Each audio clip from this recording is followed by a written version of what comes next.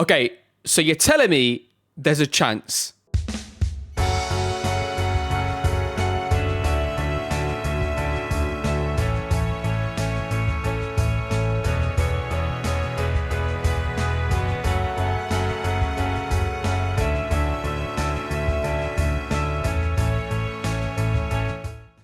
Hello and welcome back, everybody, to our Roberto De Zerbi recreation series. Honestly, I've played one game off camera against Palermo, right, and we won the game ourselves. We won our game, and I had seen that Cremonese had drawn in their game against Como, the team that were chasing us for second place.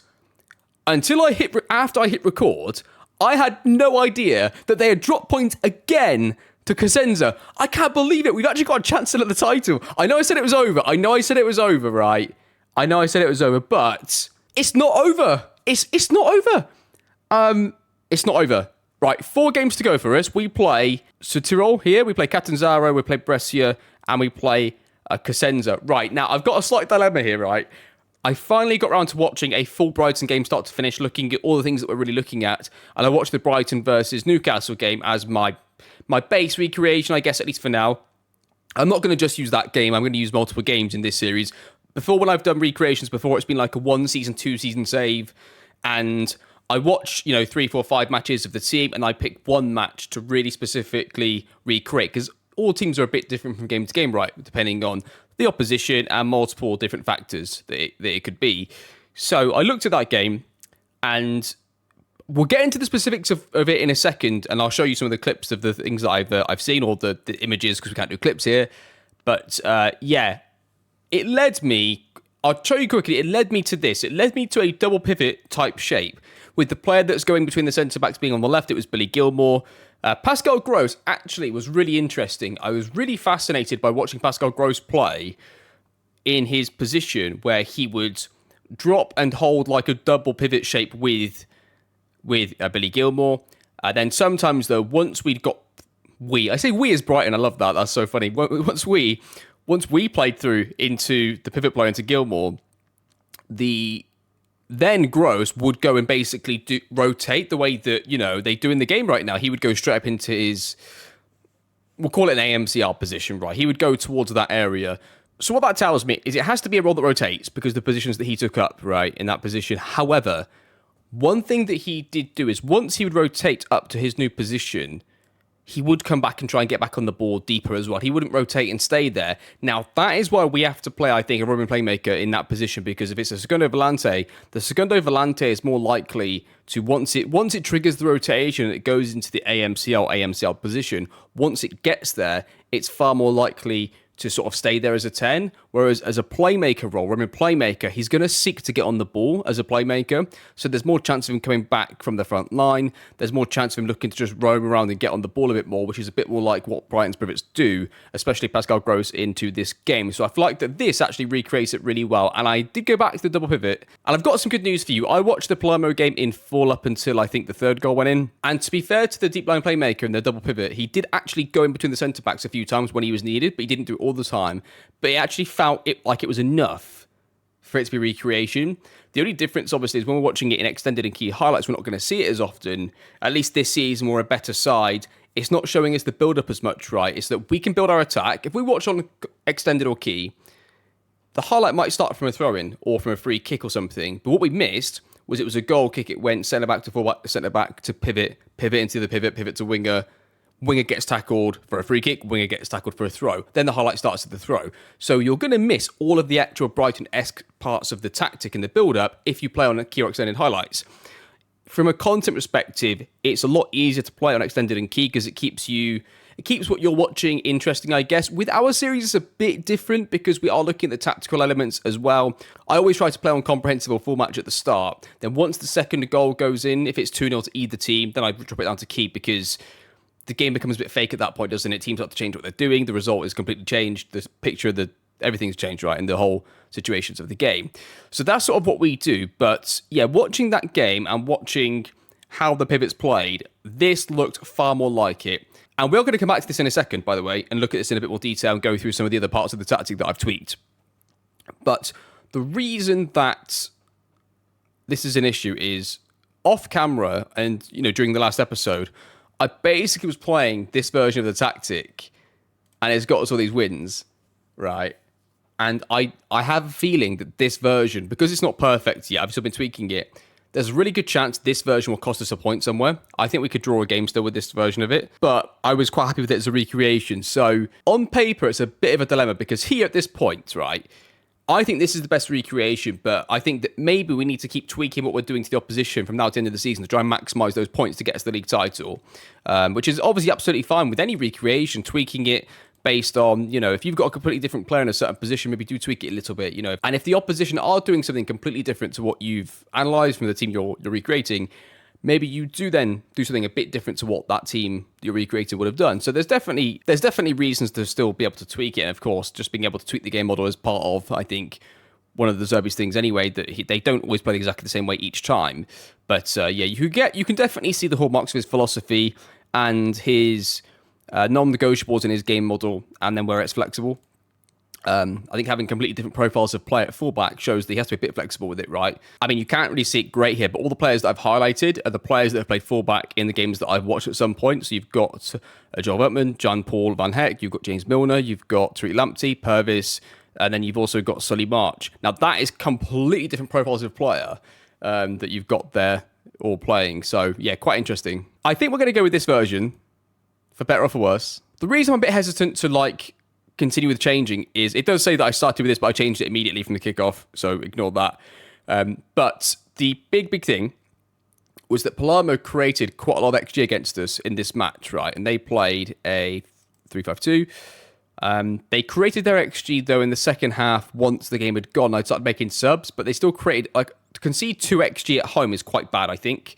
So I'm a bit concerned that me continuing to tweak the tactic in this version from now to the end of the season is going to guarantee a second place. I think we'll drop points at least once, maybe twice. Whereas I think this version would get us through to the end of the season. So I hope you appreciate this, right? I hope you appreciate this. I'm willing to risk the title on the basis of I want a proper recreation in this series. So we're going to go with this version of the tactic, for better or for worse. We will tweak it game to game if we need to. What have we got coming up from a formation perspective here? We have got, please play 4-3-3. A 4-4-2, okay, it's 4-4-2 there. So 4-3-3. It's a 4-2-3-1. And it's a narrow diamond to finish the season off. Okay, so could be worse. Could be a lot worse for us there, but okay. So that's your dilemma. I really thought the title had gone. I genuinely thought it, right? I was looking at the previous video a second ago. I actually haven't edited it yet. I'm recording this before that one even comes out. But I was looking at it thinking, man, I can see the disappointment in my face that we're not going to get the title. Not because at the start of the season, that's what I expected, but we got ourselves into such a good position. Then we bought a Brighton player, and then it fell away, and I was so annoyed at this team here just running the table with it. So let's see what happens. We've got a really good opportunity now. I think we're almost guaranteed to get promoted, which is that's amazing, right? We got promoted doing a Zerbi recreation, and I think based on the game that I just saw off camera that we're really close, actually.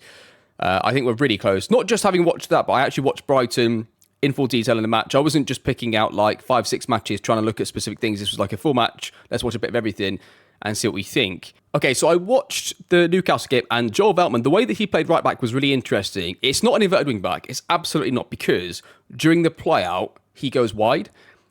And an inverted wing back in FM, once you get to a certain point when the rotations kick in, he's going to go into a pivot role. So he doesn't do that. So it can't be an inverted wing back. But once the player got into that middle of the pitch, going into the middle third, transitioning maybe towards the final third, if the ball's on the far side, he'd go really narrow, almost like an inverted wing back. But when the ball's on his side, he's quite high and wide.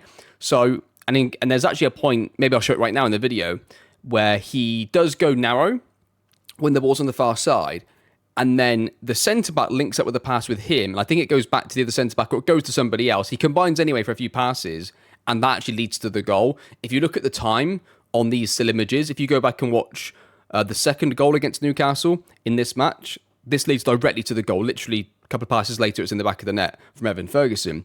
So it's important to have them potentially being narrow when the ball's on the far side of the pitch, but it can't be an inverted wing back. So that's your dilemma. So if anybody's got a recreation with this on this side, I think in some matches you can make a case for it because of the way that the game is going. And again, in an FM perspective, I think you're okay to use a recreation and use one of the fullbacks for De Zerbi as an inverted wingback if it's like based on your next game. If it's based on the opponent and what you're coming up against, I think it's absolutely fine. But I think to call Veltman an inverted wingback just doesn't fit with how it plays in FM at all, because he will go in and play like João Cancelo. He doesn't do what João Cancelo does. So, yeah, that's not an option. So fullback support sit now might be better when we get somebody who doesn't have Hug's line as a bloody trait. But he's the right profile of player, Calisto, so I don't want to change him. But that's something that I noticed there, which was quite big. The two pivot players sometimes would be in a line together, but quite often one of them would still try and drop in when they were needed, and they'd be offset a little bit as well. But what's quite common is they try to play through pivots to then play wide. That's quite a common thing. So somebody said to me in the comments, why did I have focus play? I had focus play because once we got through, I wanted us to play to the wingers. That's what I had focus play on. And the reason that I can still get my team to play through the middle, despite having that and having full width, is that they're both playmakers, right? So they're both going to seek to get on the ball, and the player's going to look to seek to get them on the ball. So that automatically is going to get them on the ball slightly more than if they were like DM defend, Segundo Volante, because they're both playmaking roles. They're going to try and get the ball off the back line. So I've already got my central play based on that. So that's why I say all the time in tactical recreations, there's so many different ways you could do it. You know, with a De Zerbi one, I've got two playmakers and playing wide, so I get my team wide, but I've got them both central, so I give them space to try and operate, and we get the ball through them because they're playmakers. I could have them both as completely different roles, and I could play maybe focus to the middle. Maybe we drop the width to narrow. We could do that. You could alternatively drop the width to narrow, but then you might need to use both wide players as wingers to make sure they really hold that width as far as possible, and they really do dribble with it as much as they can. Now, I've watched Solly March played on the right wing for Newcastle against Newcastle in that game, so he operated a little more centrally. He wasn't quite hugging the touchline each time, so I think inside forward is definitely right for him. The Mitoma role, winger attack would be fine. I still think inside forward is also okay because I'm shoving in wide with the advanced playmaker being here. I think it's okay. If you do go down the road of like playing, I don't know, DM defend, DM support, or even deep line playmaker support, if you have two defensive midfield players here in your De Zerbi recreation that don't force a rotation and your number 10's in the middle, I probably wouldn't have him as an inside forward then because he's now got space to operate with sit narrower. He is going to come a little more inside and operate in maybe more of the half space at times, more than he would have done in real life. So again, we can recreate a very similar recreation just by changing a lot of different things. We can both call them De Zerbi recreations. They might look a little bit different, so and it's all fine. It's all good. But yeah, that's the other thing that I was looking at. The right back definitely does that. Purvis as well, same sort of thing. Ball's on his side. He's definitely wide in that game, and he does tuck a little bit inside when the ball is on the far side. And the centre backs, there's a brilliant moment where the centre back travels with it to commit the player. Then they play a pass straight into the pivot straight into the number 10, and it was just fantastic to see. But I wouldn't say they dribble with the ball. So I've taken dribble more off of the centre backs, and I'm going to keep it off for now. I've even taken run at defence off because I don't want my centre backs or anybody to overly dribble from the defence. I want us to try and play through opposition teams slightly more. That's the other thing that I've done. The final thing is if you watch that game, and there's a couple of other games as well with Brighton. A lot of people when they do De Zerbi tactics, when they talk about De Zerbi, they have them lined up like with two strikers, which I mean is fine in FM. But I think that to get the players to drop the way that João Pedro drops in this game, it has to be a number 10. I think you probably could make it work just as a false 9 or something, but the way that he drops and gets on the ball, he drops and gets on it so deep, he's definitely more like a number 10, which is I think why De Zerbi's got set to play 4-2-3-1 in the game by the researcher. I believe he does anyway. Let's double check it. I'm pretty sure Brighton play 4-2-3-1 in the game. Yeah, they do. So yeah, even though he's playing just off the striker, he isn't really offset down the middle. He actually is quite normally offset to one side. So Pascal Gross was the player that got forwards more, so he's got the space to go forwards. And João Pedro quite often was already offset looking for the ball in this space here. Then you've got Evan Ferguson who can drop and get on it if he needs to. And because the strikers, even when you watch Haaland, and you might consider him, some of you might consider him a poacher or advanced forwards for City. Maybe poacher because of the lack of touches he gets in build-up. But there still be times where Haaland will just run 20 yards towards the ball, get on it, play it to somebody, then get out and circle back around to his position.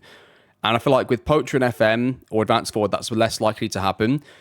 So I think pressing forward does give us a little more chance of that, a little more, and he's going to be much better at our possession pressing. So we're going to go with pressing forward for now, and I think for the striker, and see if that does any better for us.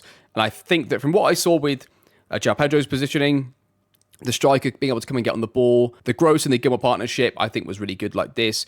I feel like that's the best way to do it. Now, in the game against Palermo, I had these still the other way around because I just preferred the tactic having my pivot player being left-footed, my more advanced pivot player than my actual like number 10 being on the right because he's normally right-footed. But to be fair, in this team, it's probably better the other way around anyway. So I'm going to change around the midfield. So it's actually like how Brighton played in that game.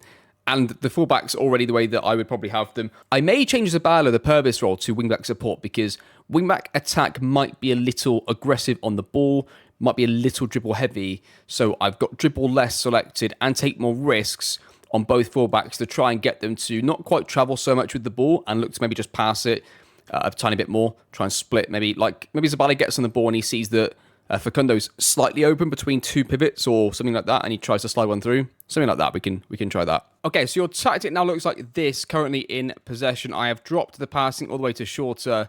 I've got the tempo higher. I'm still not sure what to do about this. I know what we want to see from them. We want them to be really short and patient in the defensive third with the back four, the two pivots and the goalkeeper.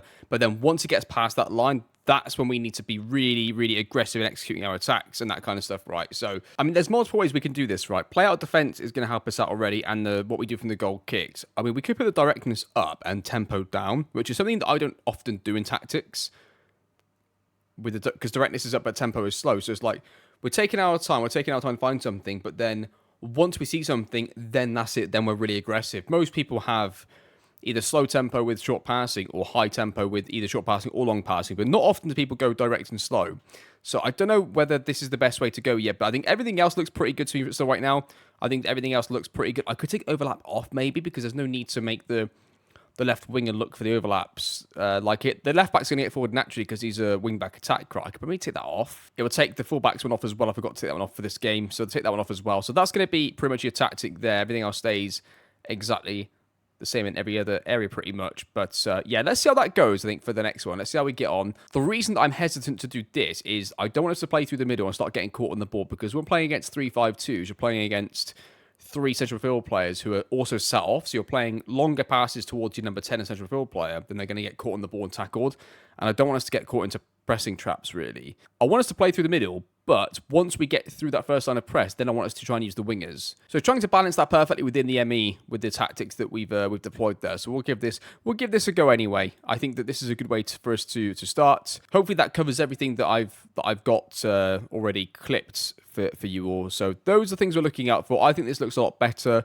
But again, we're going to see this together and see how it all plays out. The Brighton versus Newcastle game, if I remember rightly, it was on Sky, I think. So for those of you that have Sky, I don't know if you are able to go and get the highlights package of the game, but if you want to try and focus along on exactly what we're trying to recreate here, that might be a good game to watch, even just the highlights, because you should see quite a lot of the things I've spoken about, because I think 2 of the goals are from like things that we've talked about here. So yeah, it could be quite interesting. It also wasn't their best game. They made quite a few mistakes, especially playing out from the back in the first third, where they could have turned it over. And Newcastle probably should have scored the very first attack of the game with Isaac, but they didn't. And Brighton won 3-1. So that's how it went. Yeah, this looks pretty good to me. I don't think we need to match this up exactly, the 3 in the way that they are. Like, I could probably put him in the middle. I could play the pivot further to the right or the playmaker to the left.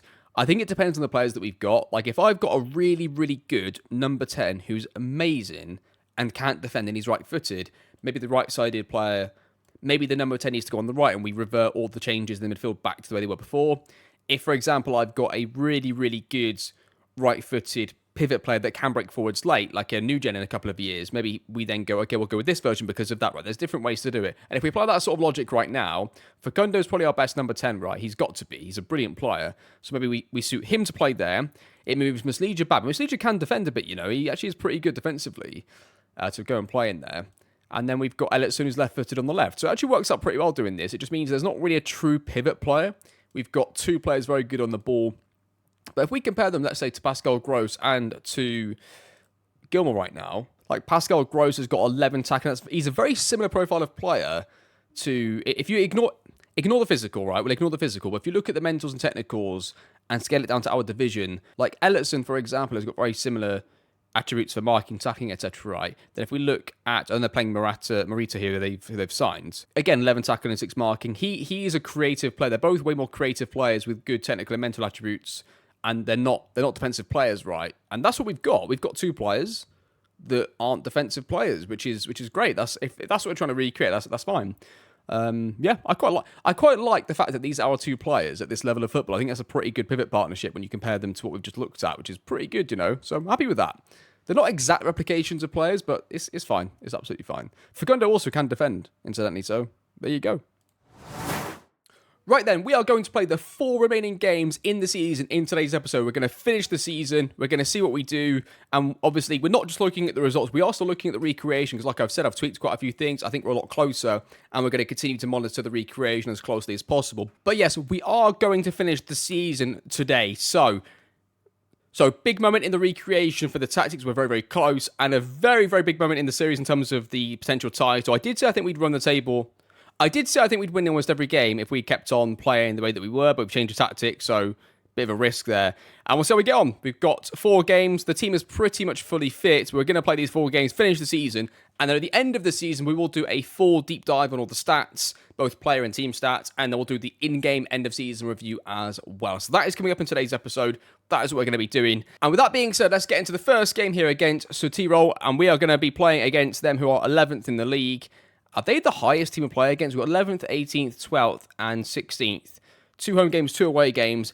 We have actually got a chance, ladies and gentlemen. We have got a chance of winning the title out of absolutely nowhere. Here we go then. Game 1 against the 4-4-2. Let's see how we get on. And there is your result. 3-0 as well. I can't believe they lost 3-0. Now, don't forget, goal difference doesn't matter. It's only head-to-head. They have the head-to-head over us. So, when I saw that they'd drawn, I thought, okay, that's great, but we still need them to lose, because even if they draw, and if they drew 1 more game and we won the rest, they would win on the head-to-head. But we've got a chance now. We just need to win every game. Here we go. Your team is going to be Ernst in goal with Calasso, Nauman, Papetti, and Zabala across the back. Muslija and Ellertson as the pivots. Facundo as the 10 with Antwi, Adeji, and Pierini on the wings. And Morgan is up front. Assistant manager says, pick up where you left off. Okay, lovely setting here in Venice. There's our 4-2-3. I'm just going to confirm they're going to play a 4-4-2 here. And then the first thing to look out for is, do they have any rotation in midfield? There is the flat 4-4-2. Maybe Peters is one to watch out for there. Okay, so I had to take a break from recording for a tiny bit there. So it's a bit of time between earlier on and now from recording. But we're ready to go, so let's get into it. Let's watch the whole game together and see how the team does in a full match, at least from a starting point. And we'll see how the team goes. So they're flat 4-4-2. So we're looking at when they get the ball, what does their left central fielder doing? I reckon he's going to rotate forwards. It's just my gut feeling and a guess, really. But just based on what the projected team looks like. Also, the way they're defending now. Like, it wouldn't surprise me if he was like a Mazzaro box-to-boxer. Just based on how he's moving. Maybe CM attack, maybe? Just the way that he's looking early doors. But we won't really know until they get in possession, so it's all fine. So let's go back here and actually look at what we just did a second ago. Facundo gets in the ball. So our number 10 that's offset has come and got the ball. That's fine. That's perfect, in fact. Right? That's exactly what he's in there to do. And then Pirini's then got into the half space himself. They've sort of rotated a bit here, right? Facundo's going to take the wide space, or maybe the fullback goes wide. Facundo becomes the left back. Okay, no, Facundo goes himself wide. He stays wide, plays to the fullback, gets the ball back. And yeah, you can just see here. So what you can see here, though, is just how far the fullback has gone to cover for the... So what you can see here is just how far the pivot player has gone to cover for the left back. We don't really need him that deep. So I did think about this, right? I did think... Would the deep line playmaker still drop as much if he was on a support duty? Because I don't need him to go and drop that far, in those situations. In the build-out, yes, please, go and drop into the back line when needed, do bits and pieces like that. But in that situation, that was quite a defensive position for him to take up that I didn't need. So let's try him at support, and let's see if he still drops in the way that we'd like him to in the build-up play. Okay, free kick here. We're going to play it short into Christopher Antwi, back to Muslija.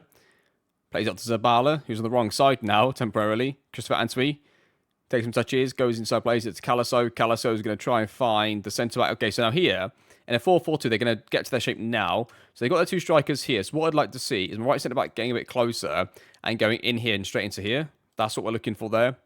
But he's gone into Zabala. See, our players are still moving after the set piece, so I'm not going to worry too much about that. It was a foul anyway. Okay, they've cleared it long into Ellertson. So you can just see here again...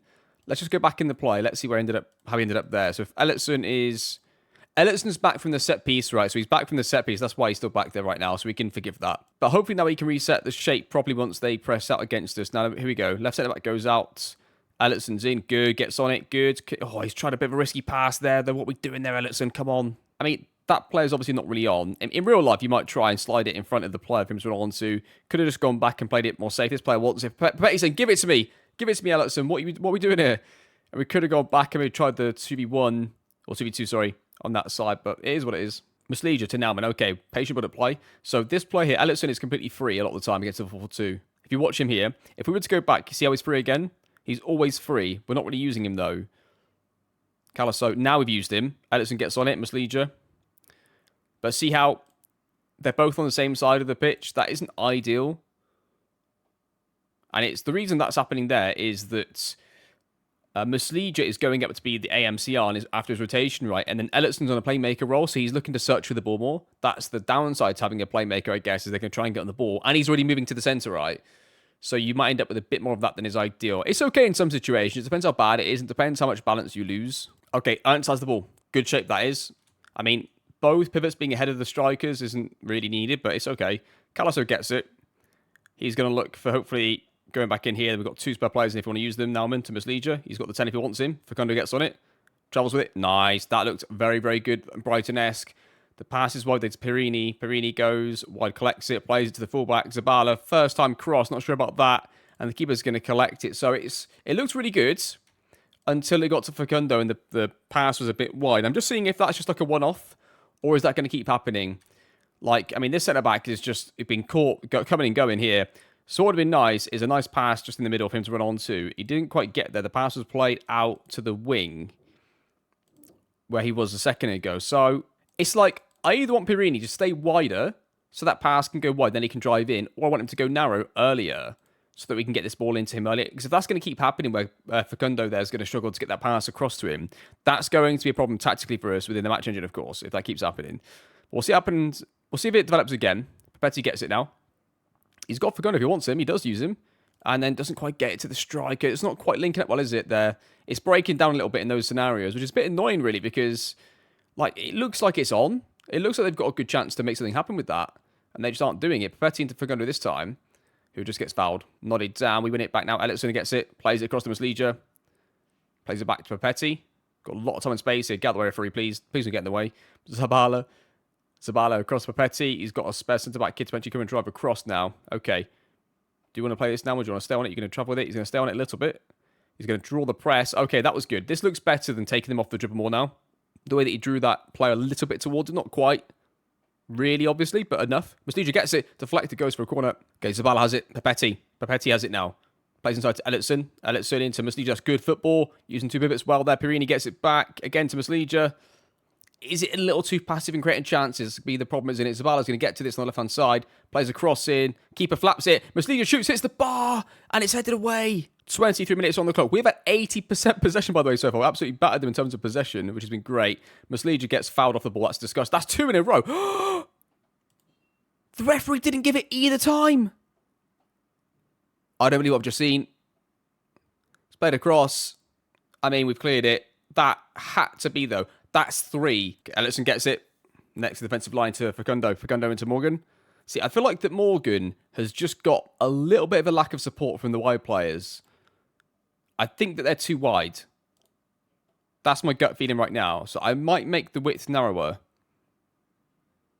If you just go back to this, look, we get the ball into him in a second here. And it's going to be there. So freeze it there.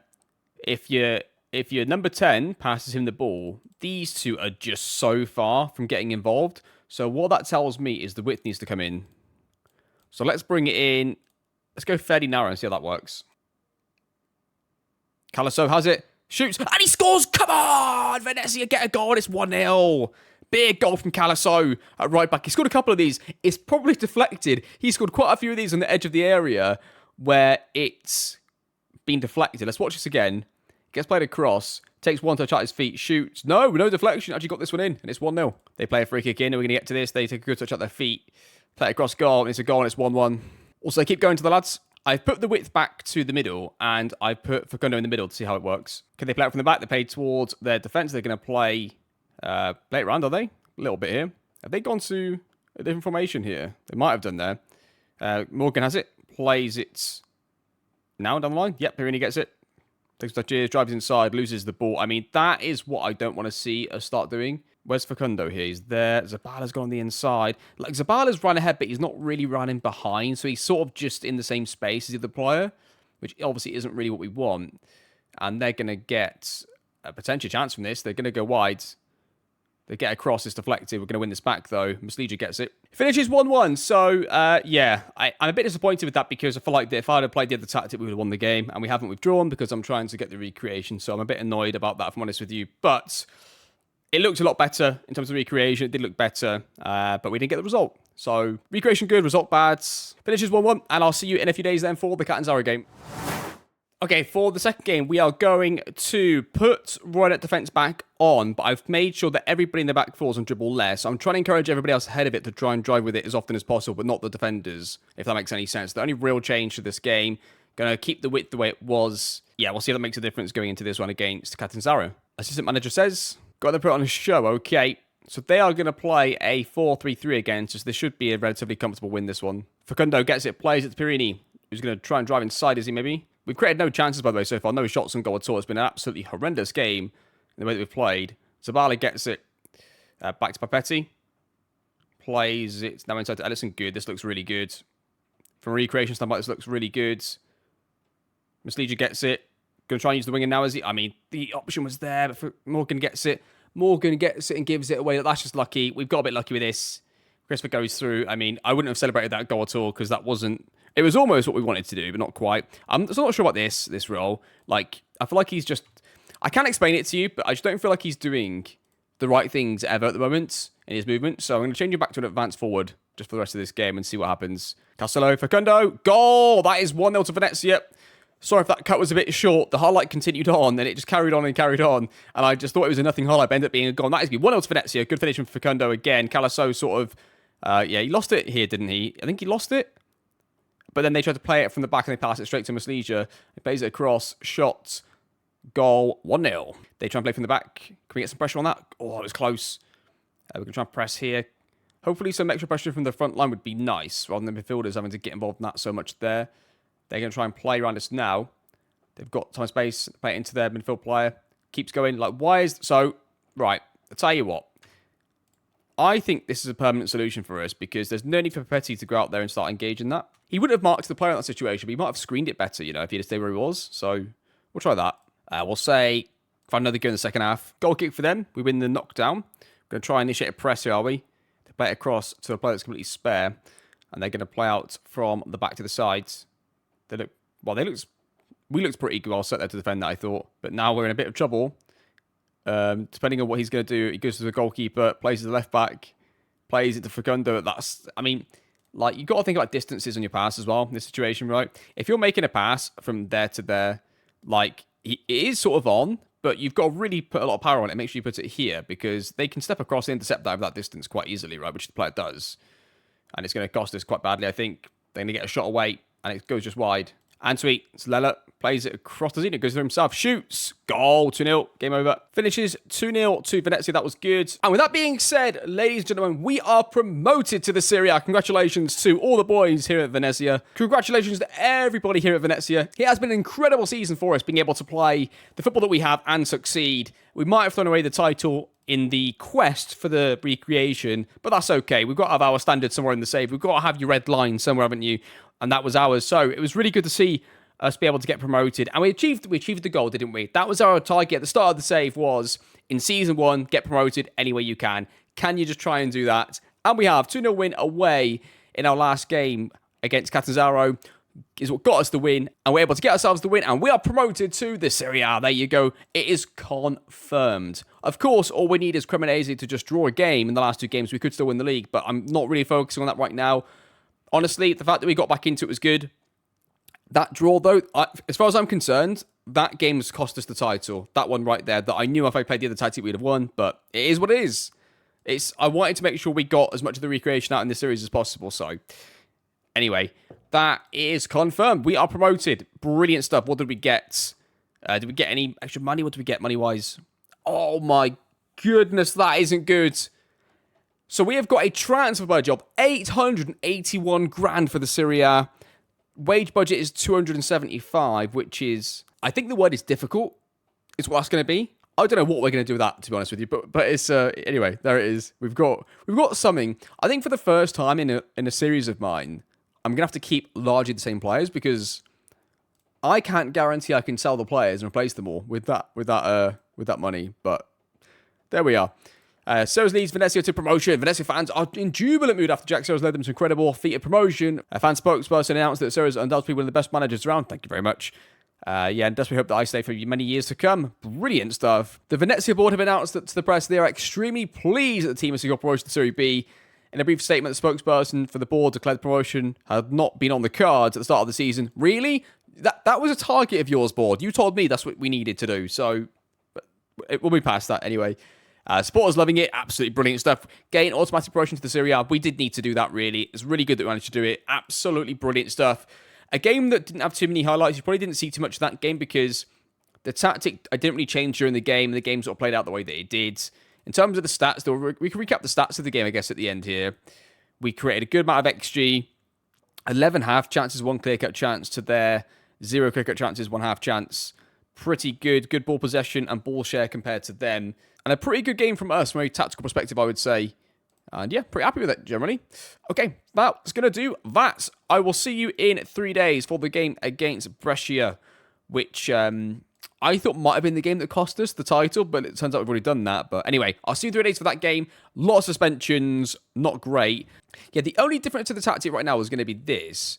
And on top of that, making him a second field player. The reason is, there's a few screenshots or a few times I paused the game in the last game, maybe the last game before that as well, where you saw the playmaker really dropping to get on the ball and it almost looked like a 4-3-3, which is okay. That's not a huge problem. I felt like that he was dropping a bit more than I needed him to and that I would want him to. I sort of want him to stay where he is a little bit so he could be the link to be really close to Morgan. I think it might have been the highlight as well where it went to Morgan. There was no support for him. I sort of want Facundo to sort of stay where he is a bit more. We go with that. We'll try that for now. We'll try that on him. No roam from position, no playmaker. We'll keep him where he is and see if we can keep him near the striker ready to help us pounce on those attacks. We'll try that. But anyway, I'll see you in a few days then for the game against Brescia. Okay, so your team against Brescia is going to be Ernst in goal with Calasso, Svoboda, Naumann and Al-Fadli across the back. Lella and Muslija as the 2 pivots with Facundo as the 10. Pierini and Christopher wide with Morgan again up front, who is not playing great right now, so might have to rotate him with somebody else. Potentially, but yeah, it's been a problem all season trying to get a striker to consistently score, so we'll see. System manager just says, if you come from what's the last match, you'll do well, okay. They're playing a 4-2-3-1 incidentally, and Cremonese are at home against a team that they should easily be beating. So there you are. That is your information. Might go extended on this, I think. Yeah, so things to look out for in this game are going to be the number 10 position, wherever he is right here. So Facundo getting in here and trying to get him closer to the striker a little bit. Maybe Shadow Striker might be worth a try. I feel like it's a little aggressive, that Rob, but yeah, not sure. Not really sure yet. See, I like that. Like, do you not think that's good there? Like, in terms of, like, it's gone to Naumann. And, I mean, to be fair, in reality, you should just play that, because that's open. It's just play it while he's open and play through the press. But at least he's showing the intention to be patient on the ball when he gets it. And we get out down the sides. That's good. That's very, very De Zerbi-esque there. Now, you can do this. Christopher gets his cross deflected. It's going to be a corner. Okay, they've gone long from a goal kick. Pierini gets up, heads it. Goes to Calasso now. Calasso runs on the left. Needs to try and cut inside here. He's got nobody else ready to play to. Good, lad. Well done. Pierini into Muslija. One more, Christopher. Great football. Oh, he's taking his touch wide. Oh, see, now that I think is a really good chance. I think this is a really well-worked chance, to be honest with you. I don't think we could have done much more. When you get the ball right to the central player, when Calasso gets this and he cuts inside and he plays the ball, where does he play it? There, to Pierini. Now, you've got your overload, right? You've got your overload. Plays it across to Muslija, our other pivot player. One's there, of course. Lella's there. Muslija's there. Your wingers on the outside of the defensive line. Play it there.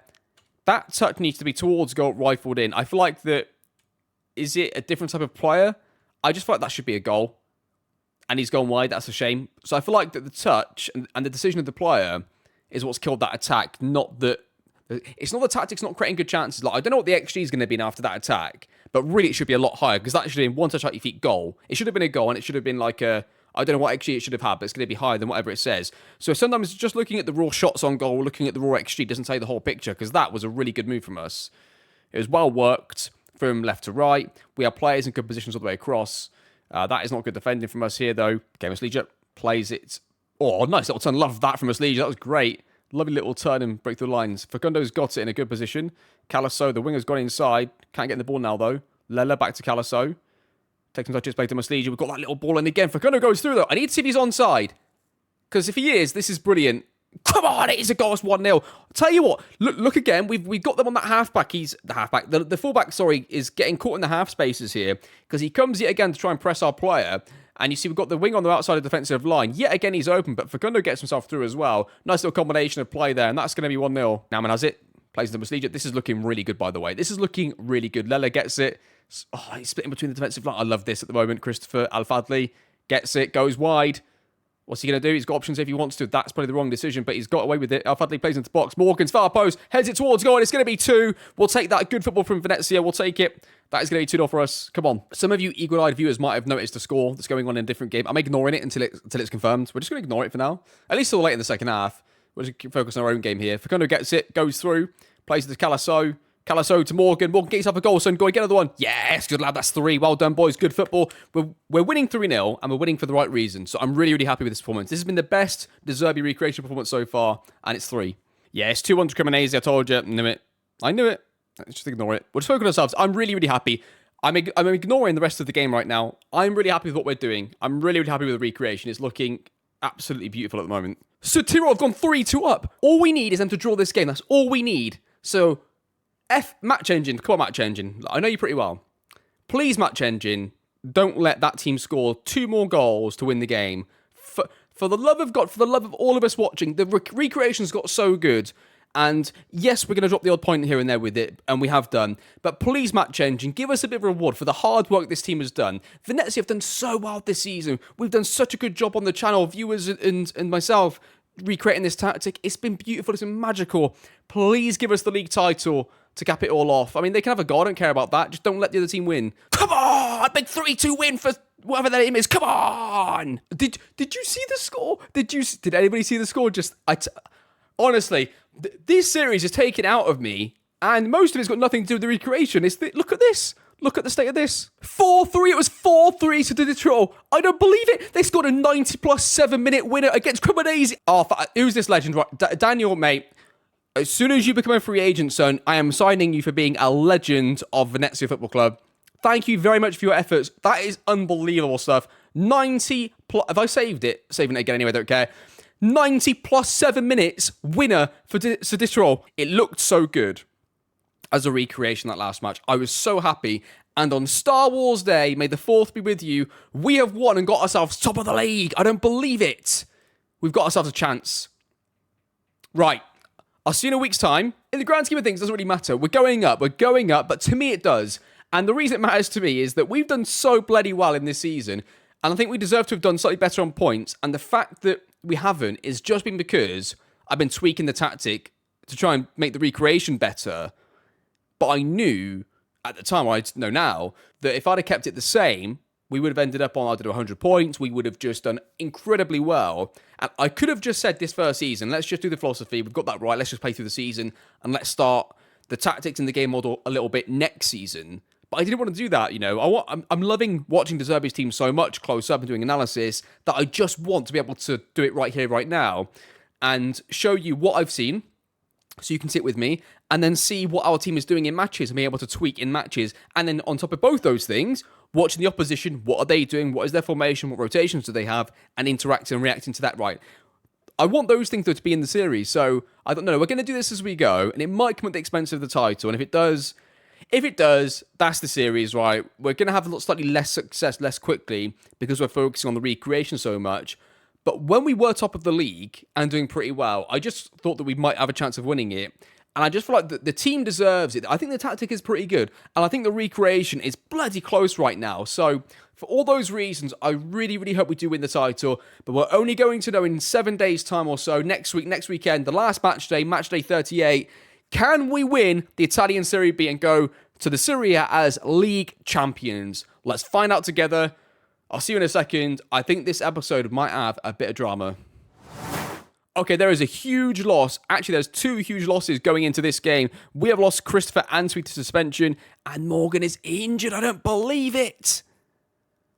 He finally scored 2 goals in the last game as well. I don't know who to play up front. I feel like Karanga's the most likely next one up, but Rodriguez also left-footed. Do you play someone like Emiliano up front? I don't know what to do. I would have considered playing Perini as a striker if Christopher was fit, but he's not, so I don't know what to do here. I think Karanga's probably the most sensible one to go for. I think we're going to have to do that. Okay, so your final team of the season and the first season in the Roberto De Zerbi Recreation Series, it is going to be Ernst in goal. Zabala, Papetti, Naumann, and Calasso across the back. Elliotson, Muslija, pivots. Facundo is the 10. Perini left, Conte right. Fernando Karanga is up front. Here we go. We're playing on the Fridays. Everybody playing on the Friday, actually. I don't know if we're playing before everybody. I'm not sure how this is working. I think I don't know, to be honest. Lovely white kits to finish off the season with. And the assistant manager says, we've got a good run and go out there and impress me. Okay. They are going to play a narrow diamond, which means I'm going to put my centre-backs to cover duty immediately. And we'll see how this all goes. Also double check. No, everybody's playing. It's a Friday, but everybody is playing at the same time. So it is going to be a proper end of season special here. Here we go. Big game. Let's see how we get on. It's gone up. Zabala's going to get there, but he's just cleared it way to... Oh, is he going to get there? Perini's going to get this. Come on, lads, on the counter-attack, please. What are we doing here? Papetti? Oh, he's Papetti. I guess he doesn't want to counter too much himself. That's fine. Papetti gets it now. Plays a nice pass in to Elliotson, who plays it into Perini. Plays it back to somebody safely, hopefully. Elliotson to Papetti. Good. Go around if we want. I love that. That's brilliant. For Facundo, what are you going to do with it? Back to Zabala. That was really good. Okay, so let's just go back before this concludes. So, very Brighton-esque. Centre-backs taking the time on the ball, slow the game down. Then once the gap opens, which it was open for quite a long time, plays it straight into Elliotson. Elliotson turns, bang, straight in. So we build up slowly, we patiently draw them in a little bit, then bang, we execute really quickly, incisively, and we get the ball straight in to the number 9, straight into the number 10, and then we're away.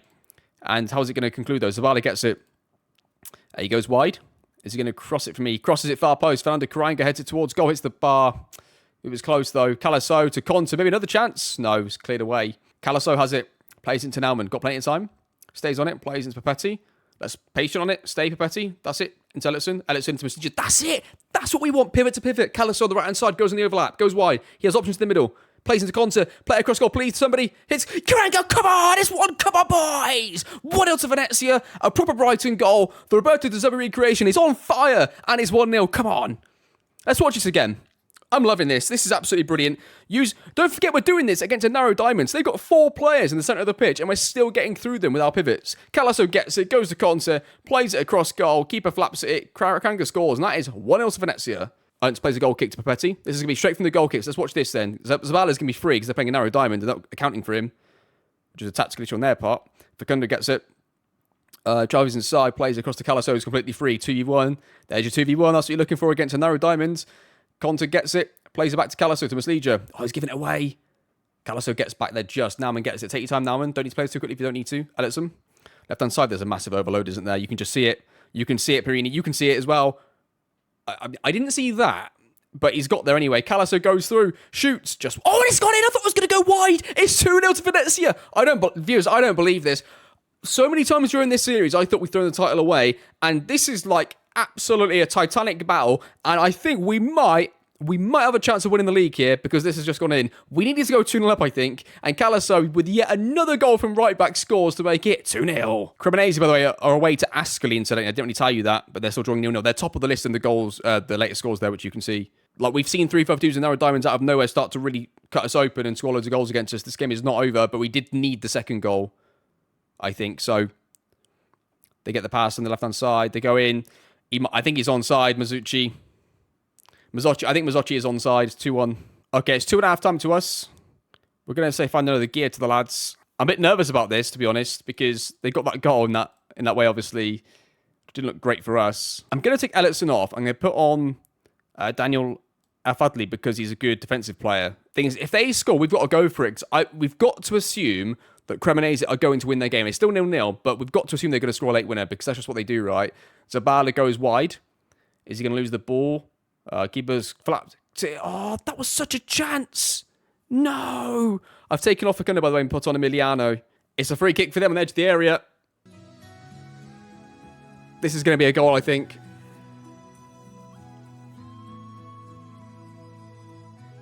Two.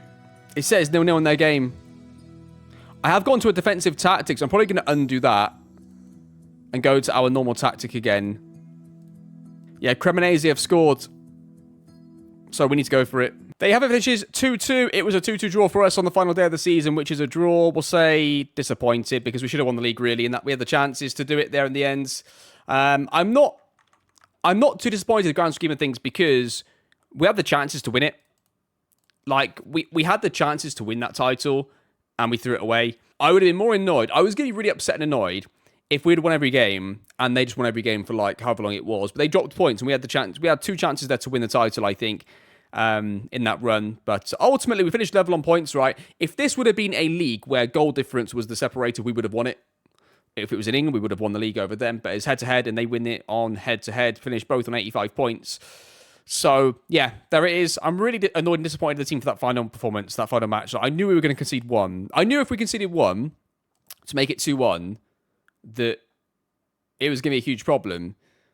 It's happened to us a couple of times this year where we've gone 2 goals up, we've conceded 1, and then you sort of like, you don't want to be going for it overly, you don't want to be trying to go any more defensive, you sort of stay as you are, and then you just concede the second one. This team have been really bad for that in terms of those sort of performances and results, but yeah, generally, 85 points start of the season. If you'd have given that to us, we'd have taken that because we pretty much guarantees promotion. And we'll go through all the stats here in a second. We'll do a deep dive on all the stats. But generally speaking, we managed to finish second place on 85 points with 107 goals scored, 47 against. A brilliant, brilliant season. We managed to get promoted, so I'm really happy with that. I'm not happy with how certain games went towards the end of the season at all. Yeah, I think that not having the right players in a couple of positions doesn't help. I also don't think that the tactic is good enough defensively to deal with certain setups and situations. Yeah, we're going to have to work on that as well. There's things we have to do to work on a few different things. Maybe defensive line can go back a notch. And there's no quick fixes, right? Because people could say drop pressing a notch, drop the defensive line 1 notch. Every small change you make has a knock on to something else, right? So there isn't an easy fix to what we've got because we're trying to balance with in possession, out of possession. And if we have to balance one properly, we're going to balance the in possession first. I was really happy with that last game in terms of how the team executed the tactical plan. It's a shame that we shouldn't have conceded 2 goals, really, if you see the way that they sort of went. And yeah, the only way I could think of really looking at that is we had them on cover duties as well, so it wasn't really that much. Do we go 1 cover, 1 stopper, something like that maybe? Do we try something like that? Do we go down 1 notch on the defensive line? There are things for us to try next season where we can get that extra marginal gain where we would have ended up maybe on more points. But we finished seconds after a titanic title race against Cremonese, who do win it in the end. I mean, I guess they deserve it in the end, don't they? I guess.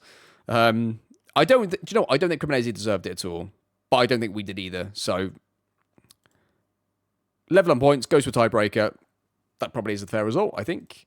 Both teams didn't do enough, I don't think, to win the title outright. So it going to tiebreaker is what it is, really. So there we are. But we're promoted. We've managed to get the objective. We got promoted, and we'll go through the finances and everything else here in a second. But let's go through the stats. Let's do a deep dive on the stats. Have a look at all of that from a stats perspective, and then we'll do the end of season review.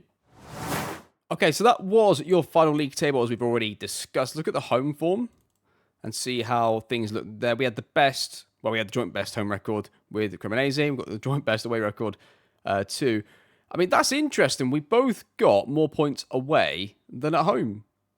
I mean, I don't think I've ever seen that before from one of my teams in FM, but that is what happened. So there you are. Only 42 points at home, 43 points away. It's quite interesting. Average possession, we finished 6th on 55. That was an improvement towards the end of the season. So I suspect next season, well, we're going to be a relegation battling team, at least on paper, right? But I do think that next season, or when we get to Serie A and we become like an equivalently good team as we are in comparison to this league, it'll be higher than that, I think. I think we'll be towards the top, which would be good. Passes completed, 15,000 is quite low. And I think that passes completed will go up as well because we've taken some of the dribbling off of the defenders right in the back four, so that should go up as well. Yellow cards, 92, absolutely love it. Good amount of fouls, love that. I mean, I'm really disappointed that we got 0 red cards throughout the whole season, to be honest. We want to see a bit more bite from the team, I think. Non-penalty XG4, we had 84.64, which was really, really good. I mean, Cremonese, I feel like they must have gotten a bit fortunate this year to have won. I just don't think that it wouldn't surprise me if we end up becoming a much better team than them next season, because I just don't see how they can possibly repeat this next season. I think they got very fortunate. I think that Cremonese got on a really good run, and it just carried them like for a long period of time. I'd be interested to see if anybody's done any soak tests on the Serie B, how many times they come out on top. I don't think that they should have come out above us, but they did. So there we are. We scored 9 penalties. We scored 11 from corners. That is the second highest in the league. Como scored 14 from corners, which is quite a big amount. So fair play to them for getting their set pieces right. Yeah, passes completed with mid-table, which isn't amazing. Chances created, we are top with 237, which is really good to see. Conversion rate was the highest in the league with 19%. Shot on target ratio was second, 48%. By far the most dribbles made per game as well, with 19. Total was 724. Final third passes for is 4,845. That is by far the most in the league. That is quite a few passes in the final third there, isn't it? That's quite impressive from us. Really, really good stuff there. Yeah, it feels like statistically mostly like a Brighton team. I think defensively is what we're going to get onto now. I'm interested to see what happens here. Like, we had the best XG against in the entire league, right? So you can't see this very well. Let me get out of the way here. Yeah, you can see that, right? So we had XG against of 42.34, which is the best in the league. We conceded how many? It's 42. We conceded 47. So it wasn't too far, I guess. Conceded from direct free kicks. We conceded from 1 all season long, and it was in the last game of the season. And guess what? It happened to just, cost us the title. I wonder how that happened. Clean sheets, we had 14, joint highest in the league. So it was like when we conceded 1, we conceded multiple, or we kept a clean sheet. We didn't concede 1, I guess, in too many games. Passes completed against Venezia with 1-3-2-1-0, 13,210. That is the best in the league. We stopped teams being able to create loads of passes against us, which is a pretty good thing to be good for, which means your OPPDA is going to be pretty good, and it is. We are 4th in OPPDA, and it looks pretty good. It looks pretty good, that. Well done, boys. It could be better, I think. I mean, I want us to really always be number 1 here and number 1 here. And number 1 here as well. Final third passes against 1,893, 1,893. Net chances spent, we were 15th with minus 1.38 million. And in terms of team salary, we were 7th in the entire division. So that is your team stats there. So player detailed stats here. Possessions won. Phil Nauman was top with 500 possessions won in the entire season. Attacking goals scored. We ended up with Muslija and Perini in 3rd and 4th place respectively, which is pretty good. XG. We've got Muslija and Morgan, both up there. It's interesting Muslija did so well. Being a playmaker as a 10 for most of it as well. Average minutes per goal. Perini got a goal every 79.27 minutes. That is really impressive. Fair play to him. Muslija had the most assists in the entire division. Muslija had the most open play key passes in the entire season with 64. That's pretty impressive. Some really good stats here from some of our players, Let's look at some defensive ones, though. Tackle 1 ratio. Not a single player from our team is in that at all. Key tackles. Not a single player is in that one. Interceptions. We've got Phil Nauman, actually. Phil Nauman looks like, according to the stats, that he's our best defender by quite a distance. Header-on ratio. Calaso won quite a few playing fullback, being 6'4", which probably helped him quite a bit. Okay, let's look at our own players then in our own custom view. Okay, here we go then. Let's start off with the strikers. I've got the custom views up from the Moneyball series just so that we can see the stats properly for each position. So I'm going to just make sure that they're all... Ignore the position they're selected, and that's just to get them to the top of the list so we can all see them nice and clearly together. So the top 3 players there, we've got Morgan. In fact, let's sort them by goal scored. Let's go Morgan, Carrango, Rodriguez. So first thing to look at is non-penalty XG per 90. You can see that generally Carrango and Morgan get into much more dangerous areas than Miguel does. Carrango was the closest to hitting his own actual XG, being good on that. The other 2 underperformed slightly. Minutes per goal was definitely Morgan's favour by quite a distance. Conversion ratio was as well. Shot on target ratio was the worst for Carrango, but was better for Morgan. And so what you can see there is I think they're all giving you something slightly different. Dribbles per 90, Carrango by far the least. But then Carrango had more headers, 1 per 90. Carrango hit his own XG. So Carrango generally hit the chances that he was given. He just didn't get as many chances as the other 2, I guess, through on goal. And but yeah, overall, Morgan was by far the best. That's pretty much an easy one, I think, to start off with striker. Let's move on to the wingers. Okay, so the wingers then. Dribbles per 90, 4.04. In fact, I'm going to switch these so they're in order of... Let's go appearances. We'll go in order of appearances. So yeah, 4.04 for Christopher Antwi Adeji. I don't think Adeji's right. Is it Ajay? That'd be Ajay, maybe. I'm not actually sure how to pronounce his name. Anyway, Christopher got 4.04. Cross completion, though, goes to Solord by quite a distance there. Sprints per 90 goes to Perini. Open play key passes goes to Christopher. Christopher was quite effective, wasn't he, really? Chances created per 90 goes to Solord, though. If you look at that, every single one of them has got something they've done better than the others, which is quite impressive. They're quite an even spread of players, weren't they? Perini scored 22 goals, though, so there's that. That's obviously quite impressive from the left-hand side there. Well done to Perini. He was obviously more of the finisher of the three, which is, that's quite nice to have. You've got your spread of players there. They all offer you something slightly different. They're all pretty consistent heading as well. So, pretty good. Different players. And by far the best was shot on target ratio, 66% from Perini. Love that. Conversion ratio of 34%. That is really, really high and good.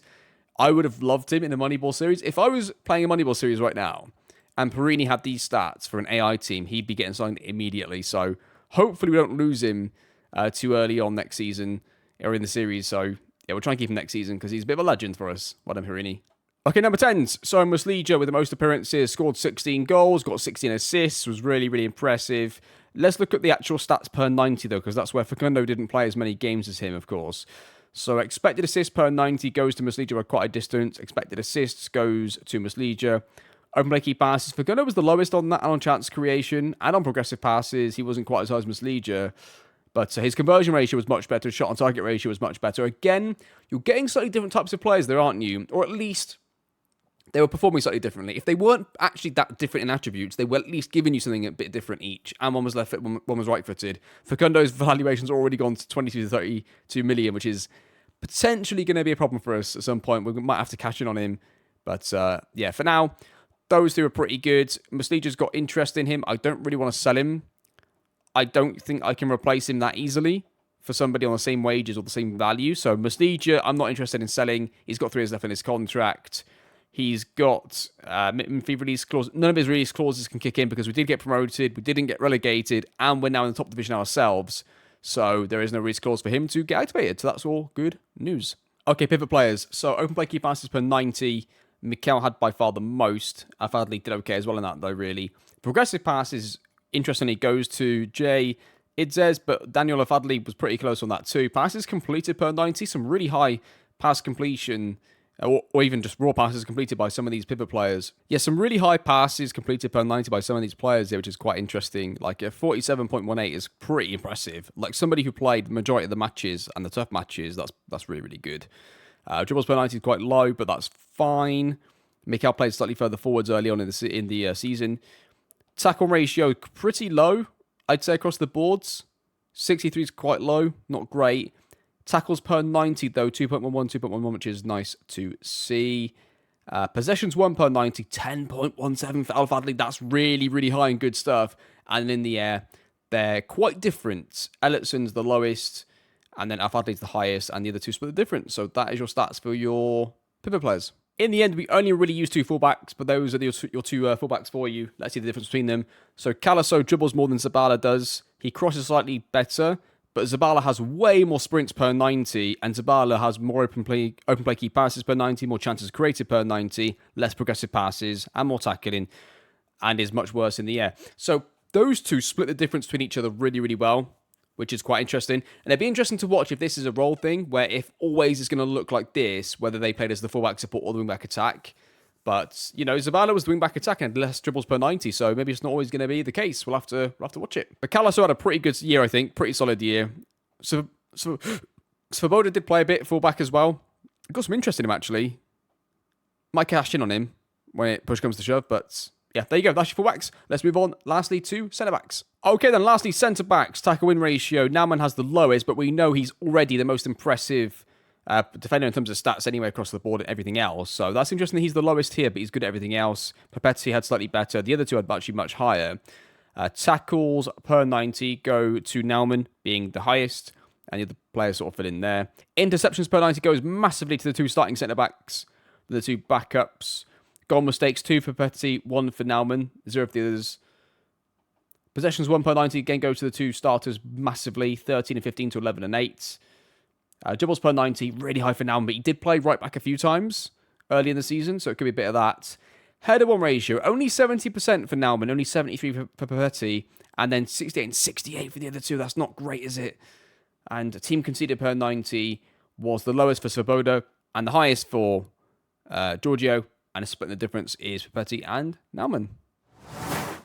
Supporter profile update. We have got 92,000 new supporters to the football club, which is great. Social media following goes up to 537,000. Everything else is still on there. Family support has gone down, but core support has gone up. Seasonal performance analyst report. So according to this, our pitch tilt has been really, really good, which it has. We're by far the best in the league for that. Goal scoring as well. High scoring, clinical shooting up there. General performance, Christopher Ansui Adeji was really good this year, wasn't he? It wasn't just that he was getting loads of dribbles per 90, which he was. He was also good on progressive passes and that kind of stuff, right, which is interesting. What's interesting here is the actual report. What's interesting here is the actual analyst's comment here. Analysis of our attacking defense performances indicates that although we are extremely shaky in defense, we are very good in attack. We really need to improve at the back, but should walk over most teams in attack. So that's interesting. That is what we saw as well. So thankfully, he's watching some of the games as well for us. Board's really happy with us generally there, which is good. Managerial support, just from atmosphere is both good. Plans for next season, lads. I like to play it safe on this. Let's just say I've got nothing else to talk about. Love that. Encouraged some players, no reaction. We'll go with that. That's fine. Okay, Venezia to delay required stadium expansion. The board have decided to use their right to postpone the league-required stadium expansion, provided the club is able to retain its category. Serie A bosses have communicated to the club that at the moment they need to increase the stadium overall capacity by 150 to the matches league requirements. We have only 1 year to comply with the requirements outlined, and the board have decided that the cost of proposed work would be too much to incur at this time. Well, we need to make some money then, don't we? Is what we need to do. End of season review. Here we go. The new arrivals. Muslija's got us an A- from the board. The board are delighted with that deal. Antwi got us a B+. Facono got us an A+. Mikhail Calaso got A-. Limones got a C+. Naumann has got us a B-. Tajak, Ernst. In fact, I'm going to get myself out the way of this because there's other stuff that might get in the way of. Ernst got us an A+ there as well. Emiliano, A+ Emiliano. That's pretty good considering he had 5 starts. Morgan, A+. Solord, C+. Afadli, B+. Papetti, C. Miguel Rodriguez, A+. Karanga, B+. And that was all of our players. That is pretty good. The results. It was a season of unlikely yet jubilant success for Laganari, who found form during the middle of the season, never looked back. Going on to secure a promotion few were expecting, okay. But the board were expecting, because it says right there, board expectation, gain automatic promotion to the Serie A. So we did manage to do that. We met the objective. Should have won the league, but it doesn't matter. I'm really comfortable in the knowledge that I know we could have just kept the same tactic and won the league. But I think in terms of the series and in terms of what we're trying to do here, it was definitely the right decision to try and keep making those tactical tweaks because that's what we're here for, isn't it? And luckily, it didn't cost us promotion, which would have been a disaster. That would have been a disaster if it had cost us the automatic promotion, but it didn't, so we're fine. Moments to remember, 3-1 win here. Yeah, I mean, I don't remember that, but I guess it was good. Biggest win was 5-0 towards the end of the season there. And the goal of the season was from Muslija against Sampdoria. Finances, yeah, it says NA on all of these. So we'll need to watch out for this next season and see how much this improves, because we need it to improve. Club reputation goes up from 3 stars to 3.5 stars, which is going to be good. We sold 400 plus grand of merchandise sales. Non-domestic, 41 grand. So we've got some international fans based around somewhere across the world, which is good. Perini, Facundo, Christopher, Ellison, and Muslija are all the players having sold the most shirts. How you lined up? I guess that was pretty much the first team we used for most of the time. So there you are. That is the team of the season, I guess, for us. Accolades. Fans player of the season was Florent Muslija. Young player of the season was Facundo. Signing of the season was Muslija. I mean, he was absolutely brilliant. I always forget that I signed him. I sort of keep thinking that he was already there, but we did actually sign him. Goal of the season was Muslija. Top goal scorer was Perini. Muslija most assists. Most player of the matches was Perini. And Muslija getting the highest average rating. And then a few records being broke here as well, which is great to see. History in the making. Love that. Thank you very much. We dared to dream. And thanks to a great run way back at the start of the season, the promotion dreams came true. Love that. So that is what happened, I guess. And here's your timeline. Here it is. So worker boards going up, it says here. When something good is expected to happen, it shouldn't be celebrated any less. That was the mantra of Venezia when they clinched promotion to the Serie A. Goals, goals, goals. Venezia set a new record for goals in Serie B season with 107. Yes, we broke the Serie B record for that, which was great to see. And yeah, some stuff there. And it was a nail-biting title race, wasn't it? It was a really good title race. Got to give it that. It was good. And yeah, it was good. It was close. And this time we didn't get to win it, but the recreation got where we wanted it to be, I think. So it's all good. And that is going to do it. that is going to do it for this episode. We managed to conclude the season and get ourselves promoted to the Serie A, which was absolutely brilliant. It was the big thing we wanted to do. What I was really pleased about is I think in episode 5, I wasn't quite happy with the progress we had for the actual tactic. And though between that one and this one, and in this episode, I'm really happy with where we're at. I think that we can improve the tactic defensively, but I think it plays very, very good and similar to a De Zerbi team from the teams that I've watched.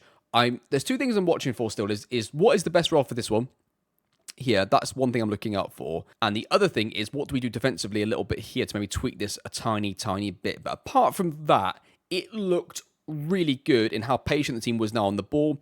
I think at the start of the season, although it looked good in the philosophy and some bits looked good that we were seeing, I think you could clearly see in the highlights towards the end there. I think if I can put up like a side-by-side of some of the videos that I've got of De Zerbi's teams, that looked like carbon copy of what his teams do, the way that we sort of slowed it down. We drew teams onto us. We played through the middle. Then through the middle, we went to the wings. And the wingers weren't just staying wide and dribbling with it loads. They were trying to drive inside and link up as well. It looked really, really good. And I was really impressed with what we managed to do there. So hopefully everybody else did too, and everybody else enjoyed that one and enjoyed the football that we played. Although we fell just short of the title, that wasn't really the target anyway. The target was promotion. We got the target. Season 1 is a success. Season 1 is a huge success. The target was to get promoted automatically. We've done that. And the target was to get the philosophy down. We've definitely done that. Probably did that within a few games into the season. And the reason it's such a huge success is that I think we've got the tactic pretty much nailed down now, or very, very close, to the point where we can call it the base, and then we can tweak the base based on who the opposition are, what formation they play in, X, Y, and Z. But I think we're close to that point. I just want to make one or two little more adjustments. I want to see the number 10 role in a few more matches going into the Serie A season, and I want to see us play out against high pressure next season as well. Unfortunately for us playing in Italy, I think we're going to come up against the narrow diamond and the 3 at the back more than we'd like to, but that is just, unfortunately, that is what it is. That is the situation we're going to be given. One thing to note, actually, not only is Pierini now in favoured person out of the club, so is Florent Muslija, which I absolutely love that. We're not yet. We're not getting the thanks from the fans just yet, favoured person now, but they are, and that's brilliant to see that they are getting all of that recognition there. So brilliant. Really happy for them to have that. And yeah, really pleasing to see, isn't it, that they're getting the recognition already from the fans and the club. Good to see. In terms of next episode, what we're going to do then is we're going to review the squads. We're going to transfer list some players, try and get some money in, and then we're going to try and recruit players into this tactic for next season. That is what we're going to try to do. I'm going to try to not have to sell Pierini, Muslija, and probably Naumann, because I think they're really cornerstones of what we're going to build going forwards. And I really don't want to lose them. And Facundo, I don't want to lose just yet either, even though I'm pretty sure we're going to have to sell him at some point to cash in and get the money. But I want to keep those players as much as possible. Ernst in goal as well. I don't really want to lose him. I want to try and keep a bit of a core of the squad together. Everybody else can pretty much leave. But also, if the offer is good enough, we will have to lose maybe some of those players too. It's just in an ideal situation. But I think the big thing early doors that I can see, I think a winger would be really good. Pierini on the left, a top-level winger on the right. Then Christopher can be the sub, rather than having Christopher as the starting winger and somebody else coming on for him. Hopefully then maybe he can be the sub that comes on, that kind of stuff, right? And potentially some better pivots, I think, is the areas we're going to look at early doors. And then definitely we need to have a look at, the defenders just not quite good enough, or is it really the tactic that's really costing them? And we, do we need to get a massive improvement in defence? Or is it, with some tweaks, the tactic won't be as bad defensively, therefore we don't quite need that massive jump in defenders? But all those questions need to be answered. And also, our starting striker is on loan, so that isn't good. We need to find a replacement for him going into next season too. But that is going to do it. That is going to do our first season here with the Roberto De Zerbi Recreation Series. I just want to say a massive thank you to all of you that have taken the time to leave a comment and support this channel and this series so far. It's been absolutely amazing. It's so much fun to make these videos and do this tactical stuff. It sort of combines my coaching background with with me playing FM and all that kind of stuff, right? And being able to showcase the rotations in all its glory, because it's absolutely brilliant to watch and see. So it's been really good fun to do the series. I've really, really enjoyed it. And I'm going to be moving quite soon. I've mentioned this on Twitter. I'm moving house potentially mid-November, late November, that kind of area. So there might be a period where I don't upload a video for a week. But don't worry, if that happens and there's like a week where I don't upload, it's just me moving. It doesn't mean the series is going to be going dead or anything. And I'll try to avoid that anyway. I'll try to have at least one video pre-edited for the week that I move so that I can upload it maybe like a Wednesday. So there's one video during that week. But yeah, don't worry. This series will be coming out, I said every other day or once every 3 days. I think the aim is 3 a week, so something like Sunday definitely, Tuesday or Wednesday, then Friday. That's generally how the schedule is going to go for this series, I think, throughout the time. What that does as well, doing just 3 a week instead of trying to get 4 and 5 in, is it allows me to continue to still put bits of the analysis in, do the videos properly. And the videos are quite long anyway, right? They're much longer than the average Football Manager YouTube video. So it just allows me to be able to keep the standard still high of the videos. Yeah, and that's really the basis of it. And yeah, looks pretty good. So I think what we'll do now is we'll end the video here. And we'll come back next time. We'll look at the squad, do the transfers, and we'll definitely be playing the first few games in the Serie A next season, which will be great. And let's have one last look at what happened in the Serie A before we leave. Let's have a quick look at that. Who won the league? They've not finished yet, actually. There's 2 games to go. Parthenope and AC Milan are currently joint top on 79 points. So they are both top on 79 points, which isn't great for them. And I guess we should be watching the teams that go down if they've got any players that are going to be really good for free.